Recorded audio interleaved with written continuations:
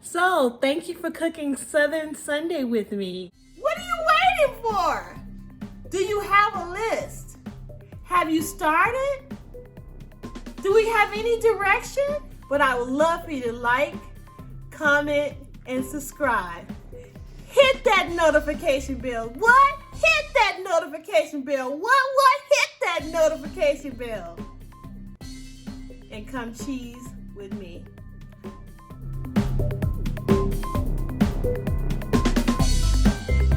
Hey guys, it's me, Cheezin Dreams. Hello, fellow cheesers.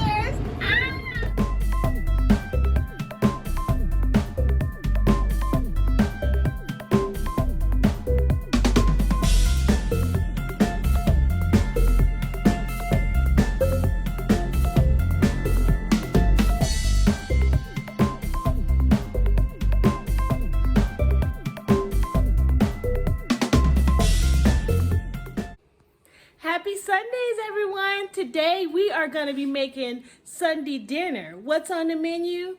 Green barbecue chicken and candied yams. Yes, that's what we're having for dinner.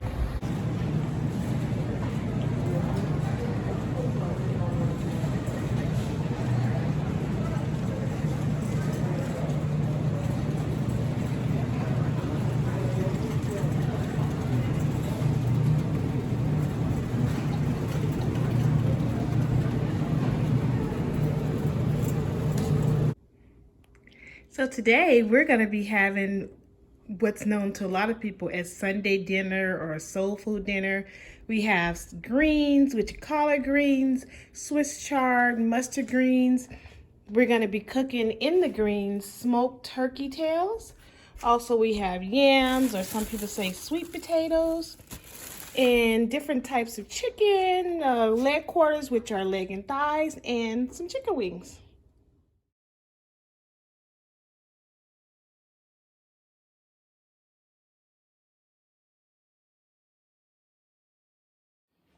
So what you want to do is you want to get all your seasoning out. You have all different type of seasons. Season whatever you normally season everything with. Like what you make chicken or ribs or whatever your seasoning of choice is. And you're going to put that in the pot.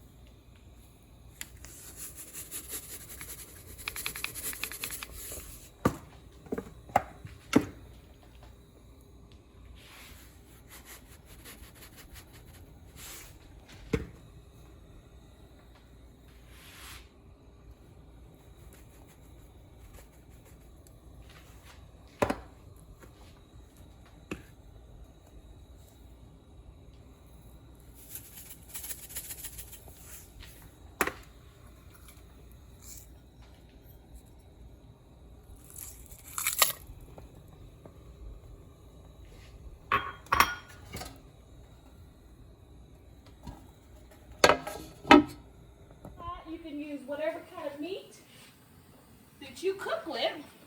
In this case, we have smoked turkey tails down in this pot. We have an onion cut in half in this pot. And we have some red peppers, about 4 of them, with the little seeds in the pot, and then all the seasonings. So what kind of greens that we're having? We're having collards, Swiss chard. These are the colors. And we have mustard greens. Woo! It's about 9 bunches of different types of greens. And you are going to rinse your sink out really good on both sides with whatever cleaning product you use. And we are going to pick the greens. Now to pick the greens, you're basically just going to take the stem off of them, which is what a collard green looks like. The stem is going to come off, and you're just going to take it straight down the middle, and the stem is going to go in the trash, and your green is going to go in the sink because you're going to wash these bad boys. So you want to do that with everyone. Just go straight down the middle and make sure that you don't end up getting the green part in the trash and the stem in the sink. I've done that plenty of times. The next green we're going to use is the Swiss chard. This cooks pretty quick, but when you're cooking it with everything else, it doesn't matter because it all cooks together. You're going to do the same thing. Take your stem and take the greens off on each side. Try that again. Stem down the middle, and we're going to take the greens off on each side. No need to be all dainty with it. It's all going in one pot eventually and all going in your mouth all together. And then we have the same thing, mustards. They're pretty leafy. So the crisper the green is, the easier for it is to get off the stem, but it's still the same concept. You take the stem down the middle, and you just take your fingers and just get the green off on each side. Now if you miss a few spots, just go and get those little spots, but you want to try to get it off as whole as possible because when you're washing them, it's easier to get them washed really quick without all the little pieces. So that's how you get our meal started. Once you get all the greens picked, you're going to get them all loaded up in a clean sink that you've already washed. And I use Dawn to wash my dishes. So what I'm going to do is I'm going to just take the bottle and just take just a few drops, just like that. And that's what we're going to be washing these greens with. Now the key is you want to use this to get all the dirt off, and you want to wash them thoroughly. And how you do that is you wash them, you take them from side to side. Once you wash them just like you would do anything else, you wash them, and then it's going to go on this side, you'll wash it. And at the end of each side, you're going to check the sink to make sure there's no type of grit or anything in there. Once you get a clean sink on one side, then you can wash them one more time, and then you know your greens will be not only clean from all the dirt, but you also got all the soap or whatever little drop of soap you use to get them clean. Let's see how this washing is coming along.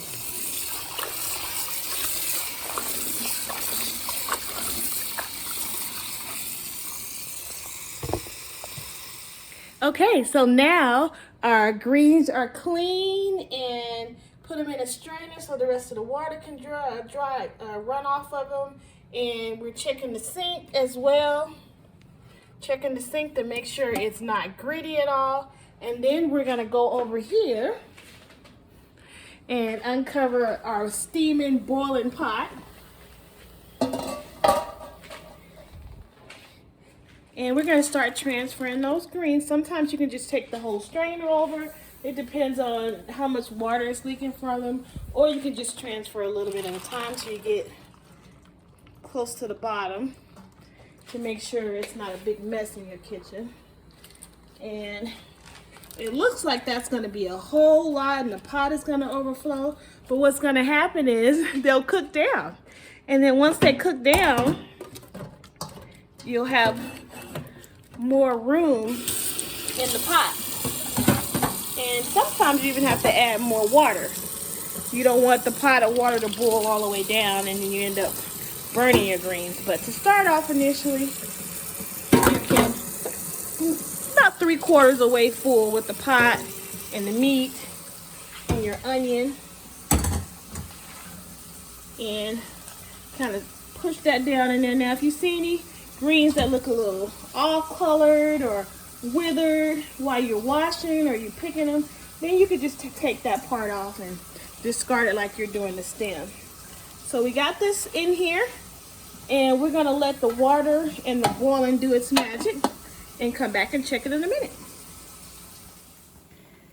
It's time to check on our greens, guys. Let's see if they have cooked down enough to add the rest of the greens we have here.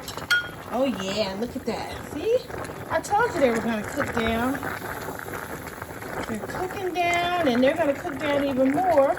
So what we're gonna do is we're gonna go over here and add the remainder of the ones that we're gonna cook today. And we're just gonna take them like we did before and transfer them in the pot. Be careful not to burn yourself. And since there's not that many in here, we're gonna take the rest of these and get those down in there so they can start cooking. Now we'll let that do its magic, and it's gonna eventually cook down more than that. So next for our Sunday soul food dinner are the candied yams. Now this might seem overwhelming, but remember, we already got our greens on the stove cooking, and they are boiling so hard. You can always turn these down so you don't rush it, but they're cooking pretty hard, and it's nice to keep them covered. They cook a lot faster that way.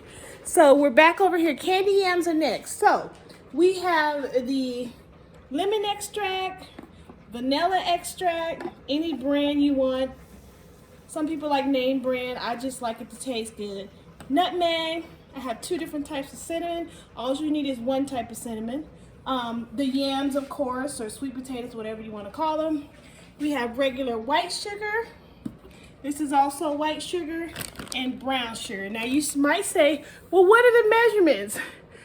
I prefer not to cook with measurements, because when I cook with measurements and I have to follow the recipe, it takes me longer. So I try to learn how to cook things once I get the hang of it, or I watch someone, and I try to do it just by flavor, just by taste, just by know-how, just by experience. So what you can do is you can take a look at what I have here, and you can critique it a little bit, try it a few times, and you can always change it up. And we also have one other ingredient, which is very important. You can use butter or margarine. And what you're gonna do is you're gonna add these as you layer once you get the potatoes cut up. So what we're gonna do now is we're gonna go to cutting up the potatoes. So next on our menu, we're gonna be peeling these bad boys up to make some candied yams. About 4 1/4 pounds of the yams.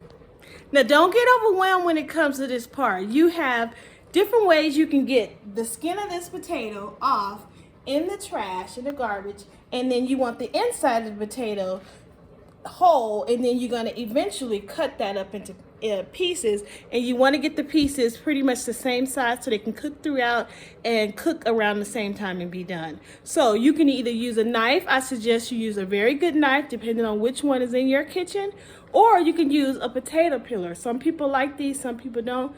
The key is to get the skin off of the potato. So here it is, guys. The skin is off.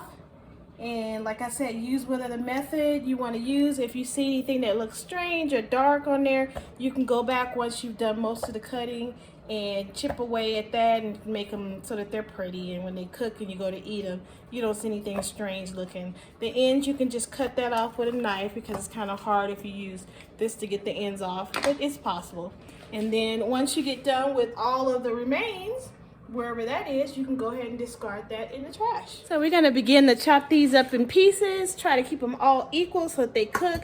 And it's good to have a really good knife, so you wanna have something pretty sharp so you can go ahead and get that cutting done as quick as possible so we can get these on the stove. So, okay, so we have the sweet potatoes all cut up, and the slices are pretty even, so they should cook together thoroughly and finish up cooking around the same time with the same cooking temperature. And we have the pot right here. Now people cook yams different. Some people cook them in the oven. Some people actually stand over the stove and cook them and keep tossing and turning them. I've tried different ways. Today we're just gonna do it, keep it really simple. We are going to put just a little water in the bottom of the pan or the pot. But we want to make sure that they don't burn at the bottom, because sometimes that happens, especially if you get distracted, and sometimes they just start burning, and then that's almost a disaster. You can save them, but we don't want to go there. So what we're going to do is we're going to take all the different things that we have, and I added lemon juice. You can use a real lemon or just keep juice on hand, and we're going to add a splash of that. So the first thing we're going to do is just put a little bit of each thing in the pot in this water, and we're going to get the water together. I'll sit you guys right here while I open these up. So once again, we have vanilla extract, lemon extract, cinnamon, whichever cinnamon you want to use. I have a little bit left in this container, so I'm going to use this one, and then whatever I have left. And then we have nutmeg, butter, and once again lemon juice. Just going to sprinkle a little bit of that in there. You don't have to put it in there first, especially the extract. And what I do is I always put my finger over the top, because you really just want to drop. You don't want the extract to overpower your dish. So you want to be very careful, because that could be a disaster. So if you forget to put a little bit of seasoning in there, a little bit of the stuff in there, that's totally fine. Nothing wrong with that. You can always add that later, because you're going to put everything in here together. So we have it on medium, and we're just kind of getting this pot all flavored up. And then once you get everything in here and it's ready to go, potatoes of course.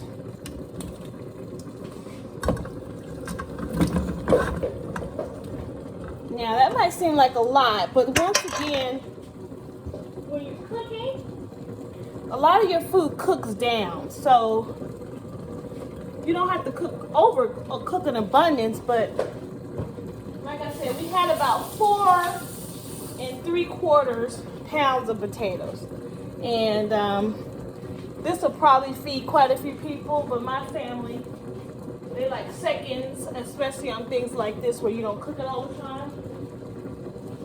So that's why I end up, and that's about 6 medium-sized potatoes. So then all the stuff that we had, take a look here. It's gonna be really good. So all the stuff that we had, we're gonna just put that over the potatoes. Now some people go in and they mix them up with their hands to make sure it gets on every part. What I'll do is I'll cook them probably about half the way through, or sometimes I don't touch them at all, because all the juices kind of marinate together. But if you want to make sure you get something on everything, you can do that. Sometimes I'm lazy and I don't, and I figure when it's all in the pot together, once the butter and all that gets to it, like I said, you can move it around a little bit, but I don't do it a lot. Just make sure it's not overpowering one of them. But you're more than welcome to kind of move that around, especially if you want to be sure that everything gets hit with it. And then we have the sugar, brown sugar and white sugar. Now, how much sugar do you put? I don't know. What I do is I take everything that I'm cooking and I just look at it and I eye it and I say, oh, do I think sugar is going to get on everything, or what I'm putting on there, do I think it's going to get on everything? And that's what I do. So you can do that. You can find a recipe. Like I said, I prefer not to cook with recipes, because I end up going back and forth to the recipe, and it just takes me a lot longer. And then if I'm somewhere and I don't have my recipe, or I want to switch it up and experiment, this allows me room to do that. So the brown sugar, you can put quite a bit of that, because that's just so good, and what you're cooking with, brown sugar really complements that. So let's take a look at that again. And then we're gonna go in, once like I said, you wanna put your finger over that extract. So so you don't put too much in there, because once you make that mistake, it's pretty downhill from that. So if you see, I have my finger over the top and I'm just letting a little bit sprinkle. And then the lemon juice seems to give it all a little kick, and you can do the same thing with the lemon juice if you don't want to over pour. But what happens is you have your sugar, you have your nutmeg, and the lemon juice seems to just bring it all together. So that's why I always add a little bit of lemon juice. Now the last step is we're gonna take this butter here and we're gonna cut it in slices, and we're gonna put that on top, and then that's gonna melt all the way down through there. So just stick with me. And I'm gonna get a knife. Okay, so we have the stick of butter, and we're just gonna slice. And you can just drop pieces of butter all throughout that pot, and eventually it's all gonna just melt and drizzle on down through there. And everything eventually will probably have some form of everything you put in this pot in it. So this gets kind of messy, so what you do is you just spread it all out and you cover. Now, the trick is trying your best not to keep lifting the lid on the pot. Now, why that, it just seems like the steam and everything, and once you keep the steam in there, everything cooks together, and you're not taking the lid off and on, and then all that steam and heat escapes, and it's having to keep going. So it's hard to do that, especially if you don't know if they're burning or whatever. So I suggest trying to cook with a clear lid. So it's easy to kind of look. You can kind of gauge to see if it's too dry or if it looks like everything is cooking, and then try to wait a while before you lift the lid, at least 20 minutes, because it takes a good 40 minutes probably on medium for these to get done, sometimes even longer depending on how many you have in your pot. So try not to keep lifting the lid, but if you get really nervous, by all means lift the lid.